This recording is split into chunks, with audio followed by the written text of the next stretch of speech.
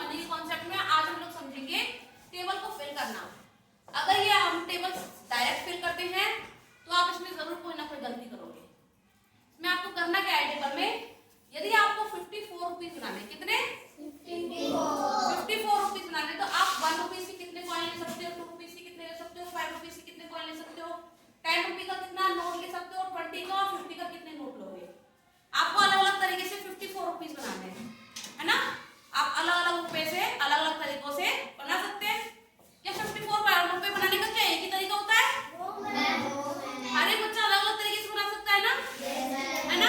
जैसे मैंने बनाया, है ना, मैंने बोला मेरे पास 54 रुपीज है, तो मैंने क्या किया कि मैंने एक नोट ले लिया 50 का, एक नोट ले लिया कितने का, ये नोट हो गया 50 का, कितने का, और मुझे बनाने कितने 54। अब कितने रुपए कम पड़ रहे हैं बताओ? 4। तो 4 के लिए मैं 2 कॉइन ले लूं 2 रुपीस की, है ना। तो मैंने 2 रुपीस के कॉइन ले लिए। क्या किए मैंने? 2 रुपीस के 2 कॉइन ले लिए, है ना। अब देखो 50 रुपीस का तो नोट और 2 मिलके कितने हो जाते हैं? 4 हो गए 54। क्या हो गए 54? हो गए। तो हमें बस ये फिल करना है कि हमने 50 का कौन सा नोट लिया और कौन सा नहीं लिया, ठीक है।